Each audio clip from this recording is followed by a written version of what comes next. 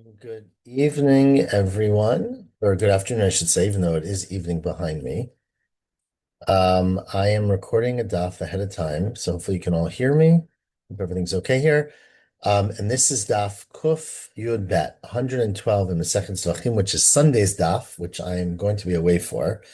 Um, Having a little trouble finding the right page online, but I found one, so if it'll serve me. And we are going to start Sunday's daf, which again is Kuf Yud Bet 112, nearing the end of Masechet Zevachim. I'm going to start from the Mishnah at the bottom of Kuf Yud Aleph Amud Bet. So around 10 lines from the bottom, says the Mishnah. Let's start from there. Says the Mishnah, now we're getting towards the end of the parak, talking about a lot of halachot, how we know that shchutei chutz, right, shechting an animal that's a korban outside the Beit HaMikdash is prohibited. We had a lot of variations on that, and we talked about shchita, we talked about hakrava, we talked about zrika, we talked about all the aspects of it. Mishnah today continues and goes through essentially the principle that it has to be ra'oi to be done bifnim in order to be chayiv b'chutz. So with that in mind, meaning it has to be something that could be a korban inside, that you do it outside, that is where you're chayiv the isser, but something that might not be permitted inside, you wouldn't necessarily be chayiv. Now, where do we see some of that cases? And remember, we discussed yesterday, again, I'm doing this in the future, we've been discussing about what shirayim are, right? You sprinkle some blood on the mizbeach, the blood that's left behind, we said, is that something it's not supposed to go on the mizbeach, so it's all be poured down at the yesod. And so if you put that blood outside, is it over a prohibition of being ma'aleh b'chutz? So it says our Mishnah in that regard, chatat shekibel dama b'kos echad. Right, we're setting up the case. You accepted all the blood from the chatat, or all the blood that could go on the mizbeach, in one cup. Then you were natan b'chutz. You sprinkled some of that blood outside the Beit HaMikdash, which sounds like classic, kachim b'chutz. V'chazar natan b'fnim. Then you go and put more of that blood inside. And we'll see why we're setting it up this way. Or if you did it the opposite way, bifnim, if you first sprinkled some blood on the mizbeach, and then you took the same cup of blood, v'chazar natan b'chutz, and then you actually put it on a mizbeach outside the Beit HaMikdash, you'd be chayav in both cases for halat chutz. We're doing the zrika outside, even though in the second case, you first did it inside, and you might think that this blood is called shirayim, and we'll see why you're chayev. Shekulo ra'oi bifnim. Because as the Mishnah says, all of that blood in that first kos could have been done inside, and therefore it's all ra'oi blood for the mizbech. If you do it outside, you're chayev for shchuta, for halat chutz. Continues the Mishnah, kibel dama b'shtei kosot.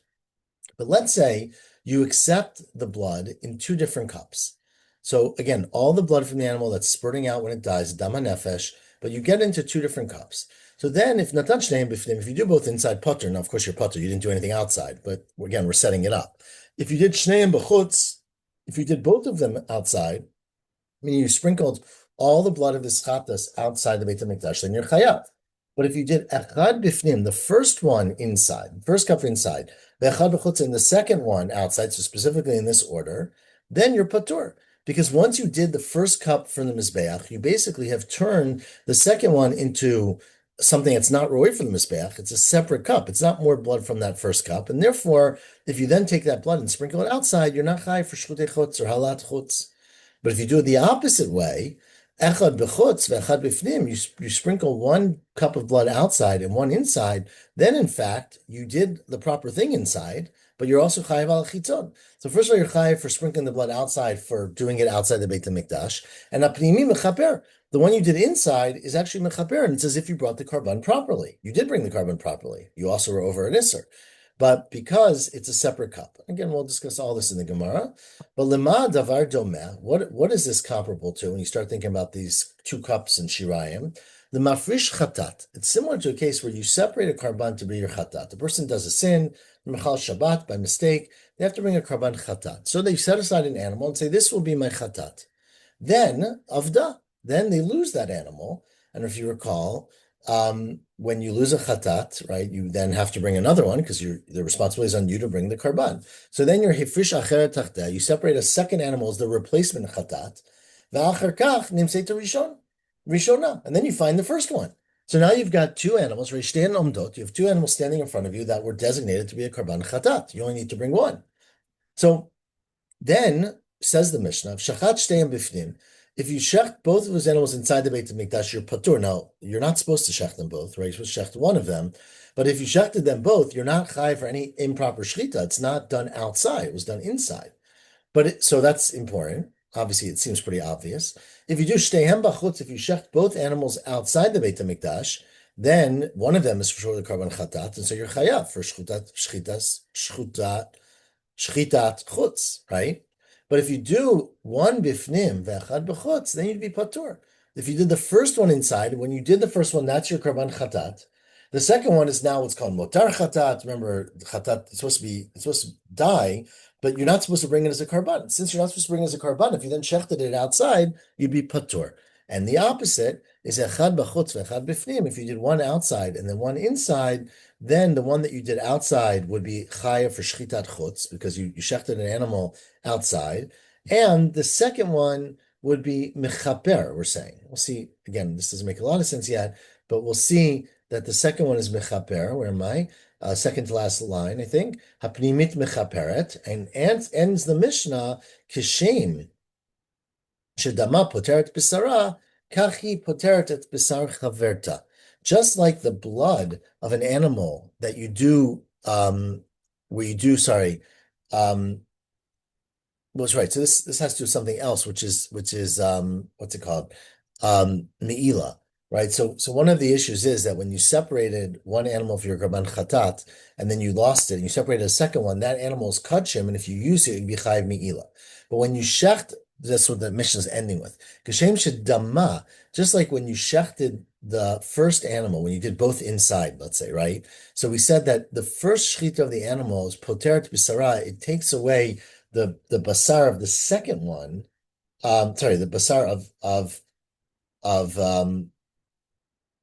that animal, right? Sorry, the dam of a chatas. Once you sprinkle the dam of a chatas on the mizbeach, that animal is no longer chayiv me'ila because it's been done its mitzvah, right? So it goes to the kohanim or it goes to wherever it goes. So just like that's the case, kach hi poteret et basar chaverta. It does the same thing for its second chatat. So in a case like this, where you have two chataot, but you're only chayiv to bring one, then sprinkling the blood of one will take away me'ila from the other. And we'll see in the Gemara what this is talking about. So anyways, that is our Mishnah. Now turn to the top of Daf Kuf Yud Bet, 112 Amud Aleph, which is where today's daf really starts, the end of the Mishnah. It says the Gemara, I don't understand. The Mishnah said different cases, right? Where you did blood inside, blood outside. So Bishma, we understand that if you had two cups, right? And you not you two cups. So you had one cup, but you had a lot of blood in the cup. So first you did bachutz. First you put the blood outside. We said you're chayiv. V'chazar v'natan bifnim, and then you put the second a portion of it inside. That makes sense that you'd be chayiv for halat chutz shekula ra'oi liot bifnim, because all this blood is supposed to be inside, and you instead are putting it outside. So you did the improper thing by taking blood from inside and putting it outside. Aval bifnim ve'alam b'chutz. But what about the second case, right? Where you have the case where first you do it inside, right? And then you do it outside. So we said that if there are two cups, right? Sorry, if there's one cup and it was all right to be inside, you'd be chayiv for halat chutz, right? That's what the beginning of the Mishnah said. That if you started off with one cup, basically, and you did it bifnim v'chazer v'natam b'chutz, you'd be chayiv shekulo ra'oi bifnim, were the words of the Mishnah. All the blood could have gone inside. But even if all the blood could have gone inside, ask the Gemara today, shirayim ninu.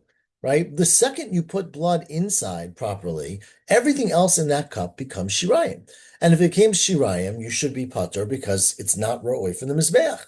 Answers the Gemara, you're obviously correct. That's what you would think. But Hamani, Rabbi Nechemya, this is the opinion that we quoted earlier of Rabbi Nechemya, who is an unusual opinion, but again, we had it before a couple of days ago now, Kufyud, that said, Amar Shiar Hedam, Shekrivam B'chutz Chayav, that the extra blood after that was supposed to be put on the mizbeach, right? You sprinkled some blood. Sorry, you're supposed to put on the base on the mizbeach at the yisod. If you are makrav it b'chutz, you'd be chayav because that's considered to be hakrava. That is chayav you. It says more. Okay, so then I get that the reisha has to be Rabbi Nechemya, but then Rabbi Nechemya imasefa. So then how do you explain the second part of the Mishnah, which differentiated between where the blood went into two separate cups? Why would two separate cups be different? So what does we say in the Seifa? It said, Kibel dama b'shtei kosot. if you accept the blood of the chatas in two different cups, then natan shteim b'fnim, if you put both inside potter because you didn't do anything outside. If you did shteim b'chutz, if you did them both outside, you're chayav because you did it all outside. But if we said if you did echad b'fnim ve'echad b'chutz, you're patur. If you put the first cup inside, and that's the proper thing, and the second cup you came and did outside, you're patur. But why are you patur? It's because it's shirayim. But Amar Rabbi Nechemya, shiari dam shikri v'mechutz chayav. So I don't get it. Why are you patur? Just because it's two cups. So says Gemara, you're right. It doesn't make any sense according to Reb Nechemya. You should be chayav because it's shirayim, and shirayim that are done outside are chayav according to Reb Nechemya. So it answers the Gemara. Seifa, the Seifa is actually a different Tana who is ata'an l'tana kama Rebbe Elazar Rebbe Shimon. That is the Seifa is referring to basically a Tanakama of the case of Rabbi Shimon, right? The Amar, who said, and this was something we quoted in a different context, but what Rabbi Shimon basically said is that this is the Tanakama of Rabbi Shimon, said, Rabbi Elazar Rabbi Shimon, said that kos oseh dichoy lechavero. That in fact, there's a big difference between and Rashi quotes here the Gemara. This is the Gemara we had earlier in Lamed Daled. Again, my Gemara is a little small; it's hard for me to read it all. But that basically was a case earlier where you had a chatas, a carbon chatas, which remember is supposed to be put on each four corners of the mizbeach, and you instead of accepting it in one cup, the Kohen accepted in four cups, right? So can he take each cup and do one corner with the cup, right? And if you do that, what happens to the rest, right? What happens to the shirayim? So anyways, the opinion of the Tanakama in that case was that kos osed dichoy the chavero, that by having basically separate cups, you're pushing off what was in the next cup. So that you take cup A and you sprinkle it on the mizbeach, everything left in cup A is shirayim, but cup B is now out of bounds. And so that's the opinion of our Mishnah, and therefore, since you accepted the chatat in two different cups, and the first cup was poured on the mizbeach, there's nothing left in that cup where you didn't take anything from that cup to put outside, and therefore the second cup is dichoy, it's pushed off, and it no longer is part of the karban. Now, the Mishnah then said, Lama davar doma, right? What's this comparable to? And we brought an example of a case where you were mafrisha chatat va'avda, you were mafrisha carbon chatas for your sin, you lost the carbon, hifrish acheret tachta, you then did another one in place of it, v'achar kach nimtzeit rishona, and then you found the first one. It says the Gemara, Lama davar doma lamali. What exactly are you adding by telling me this example in the Mishnah that it's similar to a case where you have two things in front of you, and if you do the first one, this happens, second one, that happens? What are we learning from this? We understood the Mishnah. Answers the Gemara, Hamani Rebbe. In fact, this opinion is the opinion in Masechet Tumura of Rabbi Yehuda Nasi. Rebbe has an opinion, the source points out here in Tumura Chafbet, Rebbe has an opinion, the Amar Avuda B'shat Hafrasha Meta. Right? Remember, like we were saying earlier, that there are several different kinds of chataot that are treated usually with meta. Usually they have to be killed. I mean, they wait till they die, so you put them away, basically, and starve them or whatever the case is. So remember, there are 5 chataot hametot. There's 5, tumor chata and etc. Chata shenschapur balemba acher. So in that case, Rebbe said in Masechet Tumura that avuda b'shat hafrasha, that if you had carbon A, you lost it, and you went and got carbon B, at the time you were mafresh carbon B, carbon A was lost, then make up, right? Then if you subsequently find the first one and you shecht it, then the other one has to die, right? So that is the opinion of Rebbe, the Hachikamer, and therefore our Mishnah on the back of that opinion is saying the following: Taima de Avda. The reason in the Mishnah that we have this example that you have 2 chataot, you don't know which one to do, is because you lost the first one and you separated the second one when the first one was lost.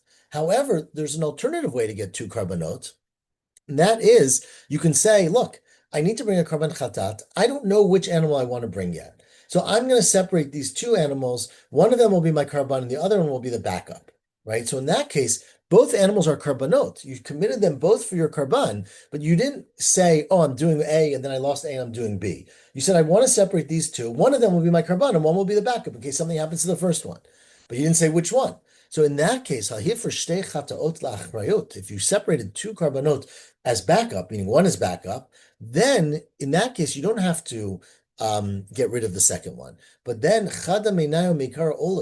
one of them actually becomes an ola, meaning that when you use one of them, right? So unlike in a case where you have one separated and then it got lost. And you separate the second one and then you found the first one. So you basically can use one of those karbanot, but the other one has to then die, basically. In this case, if you have two chataot initially that were set aside, then the backup one becomes a karban ola, meaning whichever one you end up bringing for a karban at first is the chatat, and the second one becomes an ola. Okay, and so this is important because it's usable for the mizbeach, and it's very similar to the shtei kosot. Right? Because when you take the blood of a chatat in two cups, you can use either cup for the mizbeach, right? But all of it is away from the mizbeach, so it's similar to a karban of two karbanot of a chatat and an ola, and it's Rav Huna Amarav. Says the Gemara, it's like Rav Huna Amarav. Where are we? 5 lines before the end of the parak, sorry. It's like your opinion that Rav Huda Amarav said, Rav Huna Amarav. Let's say you have an asham, right? Shenitat the re'iyah. Remember, the halachot of an asham is very, very similar to a karban chatat. Remember, with the chatat, the 5 chataot, they die if something happens. And the asham doesn't die, but you have to wait till it gets a mum, and you have to then you sell it, right, and use the money for a ola. So the Rav Huna Amarav said, if let's say you have an asham shenitak d'riyah, you have an asham that you're not supposed to use on the mizbeach. Let's just say this case, an asham was set aside, it got lost, the owner's got a new asham, got a kapara with a new one, and then you find the first one. But you, instead of doing what you're supposed to do, which nitak l'riyah, it's supposed to be grazed, and you're supposed to let it sit there and get a mum and then sell it, you went and you shechted it. You took it to the Beit HaMikdash and shechto stam. Says Rav Huna Amarav, kasher la'ola. It's kosher for an ola. Because basically it can be a backup when you have two karbanot that are available for one thing, one could be kosher for an ola. Okay?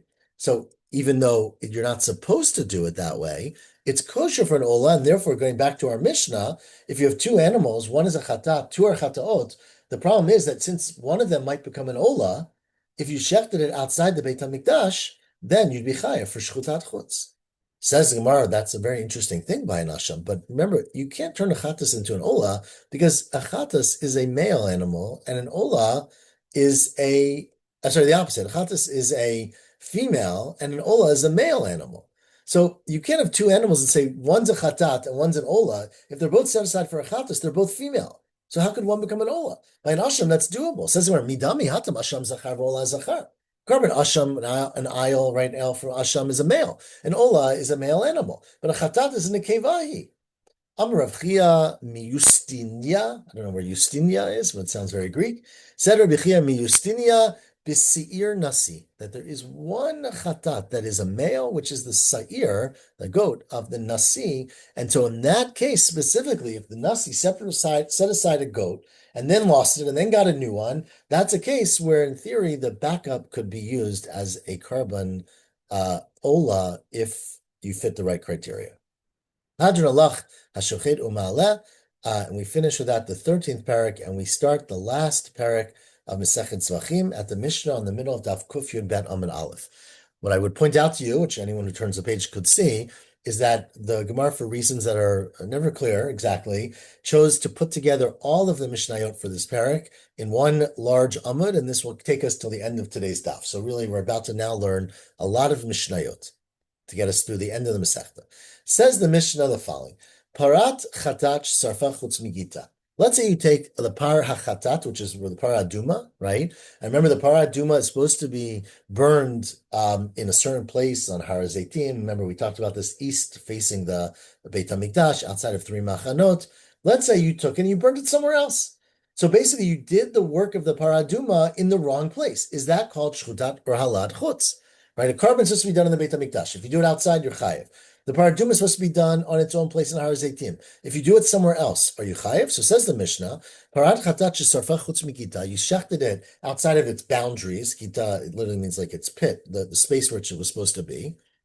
Or Sa'ir Mishtalech Shekriv B'chutz, or Sa'ir Mishtalech. Again, you take the animal on Yom Kippur, you're supposed to walk it out and put it off the cliff. Let's say you do something wrong with it, you do something different. Says the Mishnah Patur. You're patur, even though you did the avoda in the wrong place. Shenemar, based on the pasuk which says, El petach o moed lo hevio. Right, the lotas say is if you shecht an animal, kol sheishchap b'machaneh, and you don't bring it to the petach o moed. Meaning, kol she'ein ra'oi lavo petach moed ein chayavin alav. If you weren't supposed to bring it to the petach moed, like the paraduma and the sarah mishtaleach, then doing it somewhere else does not make you chayav.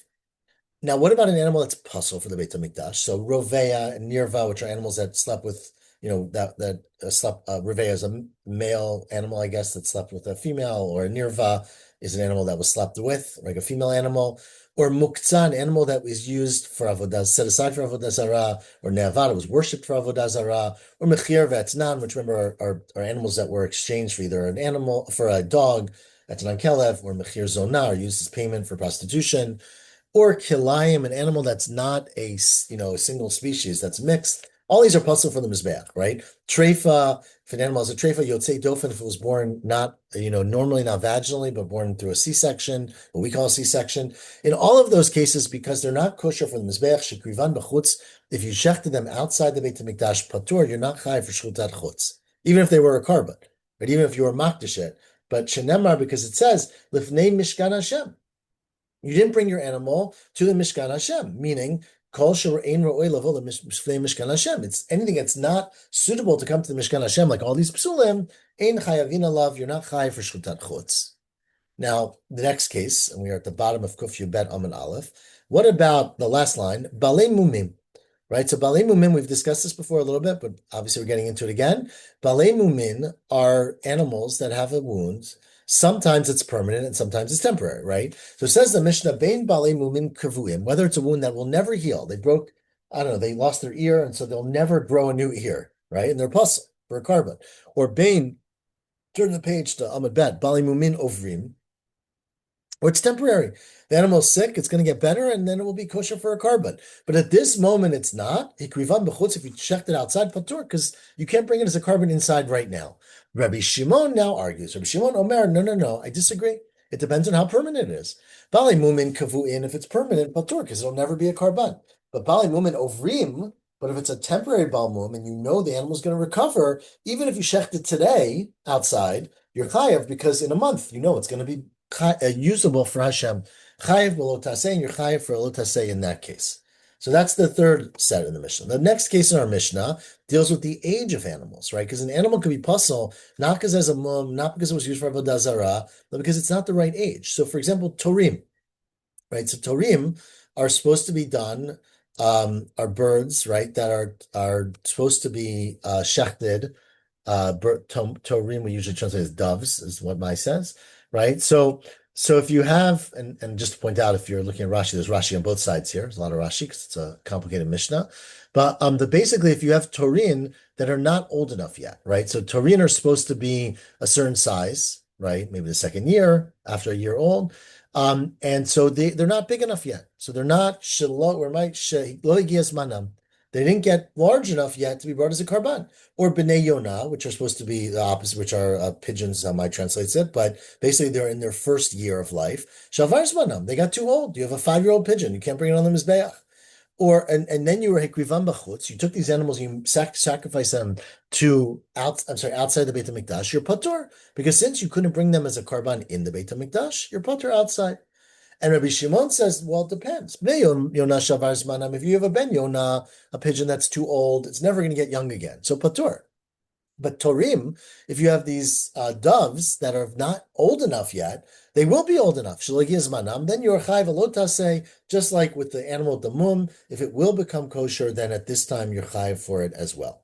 Okay. Next case in the Mishnah is a case of otovet beno umechusar zman. So remember, there's a prohibition on shechting an animal and its child on the same day, right? So let's say you shechted the mother as a karban, or even not as a karban. You then can't shecht the child the same day, so you can't bring it as a karban that day. You can bring it tomorrow, but not today. Or mechusar zman, or an animal that's not yet 8 days old. Remember, an animal must be 8 days old for it to be shechted in the Beit HaMikdash. So in those cases, you're patur, because again, it's not a kosher carbon inside. So if you do it outside, you're patur. And again, Rabbi Shimon says, harei zeh b'lo taseh. Then no, because you can do it tomorrow. It'll be a lotus here in 5 days, but it's a suitable carbon. Rabbi Shimon Omer, now we give you the principle. Rabbi Shimon says, kol shehu ra'oi lavo la'achar zman, anything that could become a carbon after awaiting a certain period of time, harei zeh b'lo taseh, then you're chayv lo taseh for shchutat chutz, but ein bo karet. You don't get karet. Karet is only where it's roi today to be a carbon. Then you're chayv a lotase and karet. But if it's not roi today, but will be roi in the future, it's a lotase but no karet. The chachamim omrim, no, no, no, no. Those things are connected. Kol she'en bo karet, ein bo lotase. If you don't have karet, because it's not suitable for a carbon today, then there's not even a lotase. Now, getting back to the case we just had in the Mishnah, hamechusar zman. We said if an animal's not old enough, there's two ways for an animal not to be old enough. That's bein begufo. It's whether the animal itself is not old enough. Let's say it's too young. It's not 7 days, not 8 days old, right? Or if it's a bird who's, not old enough, a ben yonah, it's not, or torsei, but that's not old enough. So that's begufo. Or bein bebalav, or it could be the owners, right? What does it mean the owner is not mechusar zman? Is mechusar zman? It means, let's say a person's a zav, we'll see the case in a second, and it's not time for it. He's supposed to be mitaher on his 8th day, and it's the 5th day, or yoledet, and she's supposed to be mitaher on her 40th day or 80th day, and it's day 20. So then a yoledet who brings a karban too early, it's not a kosher karban. And so if she separated this animal as a karban and then you brought it outside the Beit HaMikdash, you wouldn't be chayiv for shchutei chutz, according to the Rabbanan, according to the Tanakama. According to Rabbi Meir, because it was it Rabbi Meir? According to Rabbi Shimon, sorry. According to Rabbi Shimon, you would be chayiv because eventually it'll be kosher. Continues the Gemara, Ezu mechusar zman beba'alav. What are some examples of mechusar zman in the owner? So that's the example I just gave. One of them, we are up to around 12 lines from the top, middle of the line. Hazav, a man who's a zav, right? So after he becomes tahar, he's supposed to wait 8 to the 8th day and then do his karban, or a zava, or a woman, or yoledet, or a mitzora who has to wait till the 8th day. In all of those cases, if they're hekrivu chatatam v'ashamam b'chutz, if you bring the chatat or the mitzora, which has an asham b'chutz, you'd be patur. If you brought their oloteim v'shalmehem b'chutz chayavim.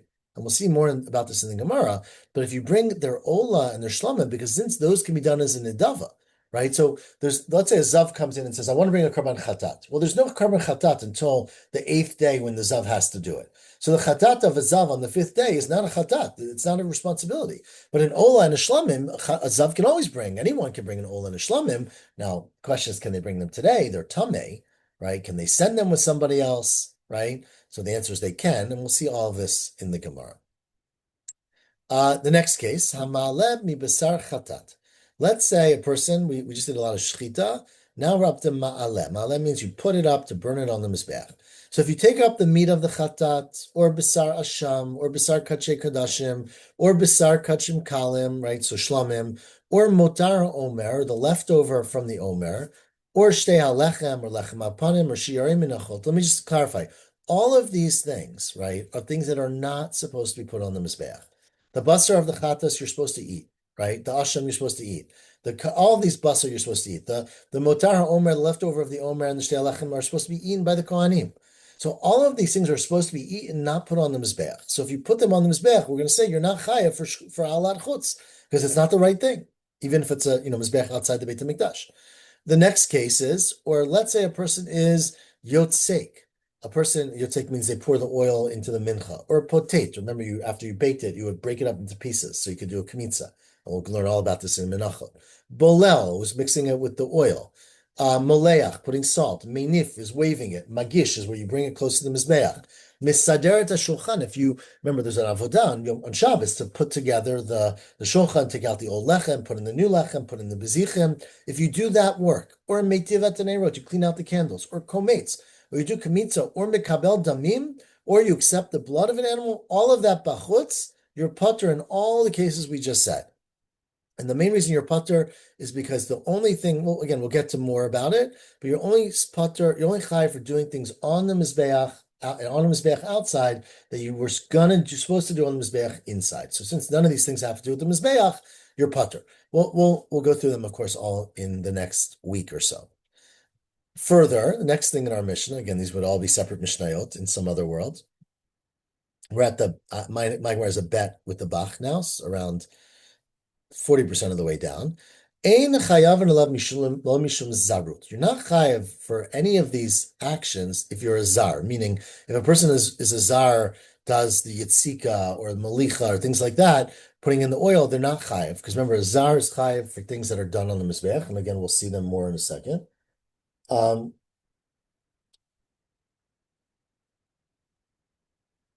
not chayav mishum zarut. if you're a zar doing this work. Lo mishum tuma, if a kohen does it when they're tamei, they're not chayiv again. They're not chayiv the high priest. They're not supposed to do it, but they're not chayiv. Lo mishum mechusar begadim, but they're not chayiv if they're not wearing begadim. Again, because all of these actions, and we're going to discuss this more, but all these actions are not the actions of the avodah of the mizbeach, and therefore, if you're not as kohen, or if you're not wearing the clothing, or lo mishum shelo richutz yadayim reglaim, if you didn't wash your hands and feet properly, all these things would have made you liable if you did it before the shechita, not shechita, before the putting the blood on the mizbeach or putting the evarim on the mizbeach, but here you're not chayiv. Okay, now again, we'll discuss all in the Gemara what you're chayiv for and what you're not. But before we get to the Gemara, the next part of the Mishnah gets on a real tangent, which is around halfway down, which is Ad Shlo Hukam HaMishkan, right? Remember, we're talking here about shechting a carbon outside the Beit HaMikdash. But remember that before the Beit HaMikdash, there was a Mishkan, right? Mishkan of Moshe, and then it was Mishkan Shiloh, we'll discuss. But there were times where you were allowed to do karbanot outside the Beit HaMikdash before there was a Beit HaMikdash. So it says our Mishnah, let me give you some historical background here. And again, this is, the Gemara's history, which they're very consistent with. Not all this is based on, other sources. It's based on the traditions in the Gemara. We're going to go through a lot of this over the next 9 days. It says the Mishnah, Ad Shelo Hukam HaMishkan, before there was a Mishkan, back in the day, after they got out of Mitzrayim, before they built a Beit HaMikdash, a Mishkan, sorry, Hayu Abamot Mutarot. Anyone could build a bama, you could build a Mizbeach in your backyard, and you could sacrifice on it. And the people who did the Avodah were Bechorot, we weren't up to Kohanim yet. Avodah Bechorot, the firstborns. Mishu Hukam HaMishkan, but once they built the Mishkan, then the rules changed. Nesra Bamot, no more private offerings, and Avodah B'Kohanim, and all the work is done by Aaron and his sons. Now, during that time, remember, there's no Beit HaMikdash yet, there's a Mishkan, then Kadshe Kadashim Nechal Lefnim Min HaKlaim. Kadshe Kadashim, like carbon chatas, you can eat them, the Kohanim eat them inside the walls of the Azar, right? Of the Mishkan, sorry. Kachim Kalim B'chol Machane Yisrael. Kachim Kalim, like a shlamim, you eat anywhere in the camps of Yisrael. This is when they were traveling in the desert. Now, then they got into Israel. And they got to a place called Gilgal, right, which is the first place where they established, they put the Aron. Bola Gilgal, then Hutru Abamot. Then, we'll see in the Gemara, but they basically had war and there was confusion and they didn't have a central place, even though the Aron was in one place. And everyone was able to go home and use their own private bama. But during that time, and we'll see that they didn't shecht Kadshe Kadashim on the private bamot, they only shechted it in Gilgal. So where did they eat those things? They had to be eaten within the walls of the Azara, of the Mishkan. But kachim kalam b'chol makom, a shlamim or a Pesach, you can eat anywhere you want. No, there's no city, right? There's no Yerushalayim yet. So you can eat it anywhere in Israel. Okay? Then Ba'ol Shiloh. Then they came to Shiloh and they built a semi-permanent, we'll see in a minute what it was, a semi-permanent Beit HaMikdash, Mishkan, and then Nesru HaBamot. Then the bamot were prohibited. So you no longer can do bamot during all the time of Shiloh, of the Aron and Shiloh. Now, when we talk about Shiloh, lo yesham tikra, there was no roof over the Mishkan in Shiloh. Ela beit avanim bilvad milamat, and there were stone supports on the bottom, so they're like basically stone walls. But yiriot milamalim, but curtains on top. And he haita minucha. When the Torah says that, when we quote, I didn't come yet, lo bati arat achshav ad ela minucha ve'ela nachala, the menucha refers to the Mishkan Shiloh. And during Mishkan Shiloh, kachi kachim nechal neflim min haklayim. It's like everywhere. The kachi kachim are only inside the walls of the Beis Hamikdash, of the Azara, of the Mishkan. Kachim kalim, maser sheni b'chol haroeh. For things like kachim kalim and maser sheni, we didn't talk about maser sheni earlier because there was no maser sheni until they got to Shiloh, but we'll discuss that. Then those things were eaten in the city. Remember, today we take maser sheni to Yerushalayim. But this in Shiloh was before Yerushalayim. So Ma'aser Sheni was in anyone who could see the place of the Mishkan. Chol HaRoeh means you have to be able to see the Mishkan. You could be far away if you're on top of a hill, but you have to be able to lay eyes on the Mishkan site. Then after Shiloh was destroyed and Eli died and the Aron was captured in the war with the Plishtim, Bo, the Novi Givon, they then came to Nov, and then unfortunately Nov was destroyed by Shaul and then Givon. And then Hutru Abamot, during those years, between Shiloh and the Beit HaMikdash, you were allowed to have a bama. And again, kachim kadashim nechal mifnim min haklayim. You only ate kachim within the walls of the Mishkan, and kachim kalim b'chol arei Yisrael. At this point, there were cities. So unlike in the beginning when there were no cities, you ate kachim kalim anywhere. Now you only eat them in the cities of Eretz Yisrael. Finally, hopefully finally, Bo Yerushalayim, they came, David HaMelech came and built the city in the Yerushalayim, and then Shlomo built the Beit HaMikdash, Nesru HaBamot, so then Bamot became Asur again, V'lo haya lehem heter, and they never become permitted again. This, of course, is the opinion that Kedusha Rishona is Kidsha L'Shata, Ule Atid Lavo, and forever, and we're going to discuss that. But this Mishnah says that there's no Shad Heter, V'yayta Nachala. And that's what when Torah says Hashem didn't come El HaMenucha, so the resting place, the Nachala, and the inheritance place. The Menucha is Shiloh, and the Nachala is the Beit HaMikdash in Yerushalayim. Once you're in Yerushalayim, Kachi Kadashim Nechalim Lifnim Min HaKlayim, same thing as everywhere. Kachi Kadashim are eaten inside the walls of the Mishkan, or now the Beit HaMikdash. And Kachim Kalim Maser Sheni Lifnim Min HaChumma. Kachi Kalim, like Shlamim and Pesach and Maser Sheni, are limited to the walls of Yerushalayim. Whew.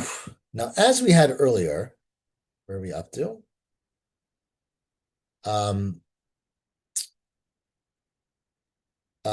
12 lines or so from the bottom. Let's say you were makdish an animal at a time when, say, there was a Mishkan in Shiloh. So you're not allowed to have a bama. But then, and we had this earlier, the Mishkan is destroyed, right? Sorry. The Mishkan is not destroyed. The Mishkan is still there. So the Mishkan's in Shiloh, you set aside a korban shlamim. And then instead of going to Shiloh and bringing your korban, hikrivam b'shat yisur habamot b'chutz. You shech them outside the Mishkan, outside Shiloh or outside Yerushalayim, b'shat yisur habamot. Then harei elu ba'aseh v'lo taseh v'chalav chayven of karei. That's the isur of shchutei chutz. There's an aseh. You're supposed to bring it to the place of Hashem. It's a lo taseh. Don't shecht it outside, and you're chayv kareit. But that's the simple case. The complicated cases, which we had earlier, was, let's say you were makdish the animal b'shat heter bamot. Before they built Shiloh, you said, I'm going to separate my animal, and in a year I want to bring it as a karban, right? And then they built a Mishkan, and they said you can't do that at home anymore. But you did it at home. V'krivan b'shat isura bamot b'chutz, and you brought it in your home outside of the Beit HaMikdash or outside the Mishkan b'shat isur bamot now, during Shiloh or Yerushalayim, then again, harei elu b'aseh v'lo taseh, but ein chayavin alav karet. There you're not chayav karet. Remember, we learned this earlier, because since at the time that you dedicated it, there was no prohibition of bringing it outside, you're not chayav for karet. And what about the opposite? You set aside your animal during a time when bamot were prohibited, like say during Shiloh, and then Shiloh was destroyed and you were hikrivan, you then brought it as a karban in your own home, bishat heter bamot, that's wrong. There's an aseh, there's no lo taseh. So you're not supposed to do that, even though the Beit HaMikdash was destroyed or the Mishkan was destroyed, but you're only chayiv an aseh and not a lo taseh. And I think we're almost done with the long Mishnah. The elo kachim krevim b'mishkan. Now, what kachim were actually brought in the Mishkan? Right? Was it the same as the Beit HaMikdash? So says the Gemara, this is what it was. Mishnah, sorry. Kachim shuktushul Mishkan. Anything that was set aside for the Mishkan was brought to the Mishkan. We'll see what that is. Karbanot sibor krevim b'mishkan. Any public animal, any ola, musaf, special animal has to be done in the Mishkan. Karbanot hayachid b'bama, but if you had your own personal karban, you brought it on a bama. Now, however, karbanot hayachid shuktushu mishkan. If you said, I want to bring a private animal, but I want to bring it in the Mishkan, then yakrivu b'mishkan. You're supposed to go to the Mishkan. But imikrivu b'bama patur. But if you did it on a bama, you're patur. Again, we'll see all these cases. And finally, for our Mishnah, ma bein bamat yachid bamat tzibor. What is the difference between a karban that's done? Remember, there's a bama. There's Shiloh, right? So during the time of Shiloh, everyone has to go to Shiloh. There's no Bamat Yachid.